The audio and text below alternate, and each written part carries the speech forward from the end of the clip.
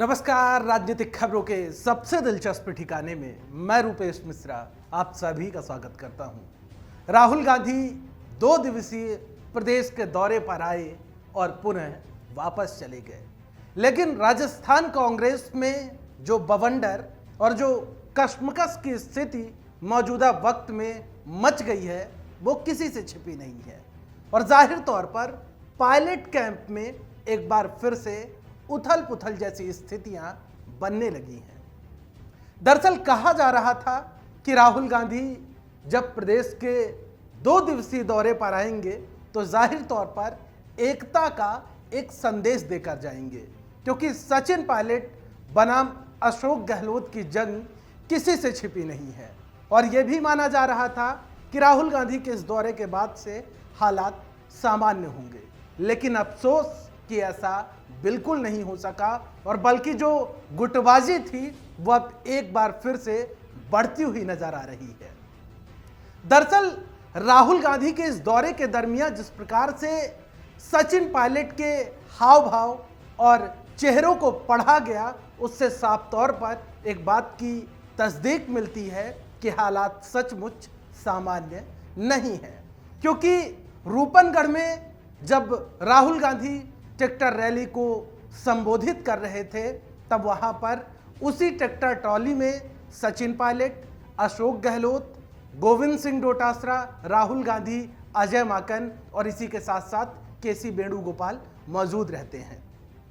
लेकिन जैसे ही राहुल गांधी संबोधित करने लगते हैं वैसे ही वहां पर अजय माकन अनाउंसमेंट करते हैं कि अब ट्रैक्टर की ट्रॉली में कोई भी मौजूद नहीं रहेगा, सिर्फ और सिर्फ मुख्यमंत्री गहलोत और राहुल गांधी को छोड़कर। और जाहिर तौर पर सचिन पायलट वहां पर थोड़ा सा असहज महसूस करते हैं और पायलट वहां से नीचे उतरने लगते हैं, तब केसी वेणुगोपाल उनका हाथ पकड़ते हैं। मतलब साफ है कि किस प्रकार से, या यूं कहा जाए कि सचिन पायलट की नजरअंदाजी की गई पूरे राहुल गांधी के राजस्थान दौरे के दरमियान। क्योंकि जब पीलीबंगा में सभा हुई वहां पर भी सचिन पायलट का संबोधन नहीं हुआ और पूरे दौरे के दरमियान ही यह देखा गया कि राहुल गांधी और सचिन पायलट के बीच जो दूरियां हैं वो बदस्तूर बरकरार ही रहीं। और जाहिर तौर पर एक मर्तबा ऐसा हुआ जब मकराना में सभा चल रही थी, तब प्रदेश कांग्रेस के मुखिया गोविंद सिंह डोटासरा पोडियम के पास जाके सभा को संबोधित कर रहे थे।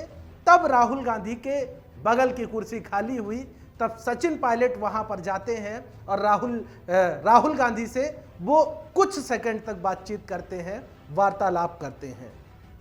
तो जाहिर तौर पर ये एक संकेत की बात होती है, सियासी संदेश की बात होती है जो इस दरमियान देखी गई।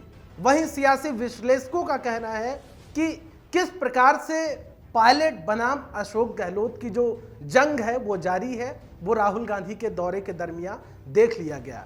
वहीं इस मामलात को लेकर अब भारतीय जनता पार्टी भी आक्रामक हो गई है।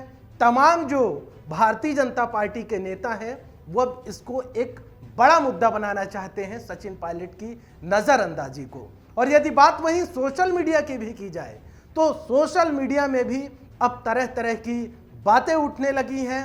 तरह तरह की जो पायलट जो समर्थक है वो तरह तरह की बातें कर रहे हैं। उनका कहना है कि सचिन पायलट की इस दौरे के दरमियान पूरी तरीके से नज़रअंदाजी की गई है।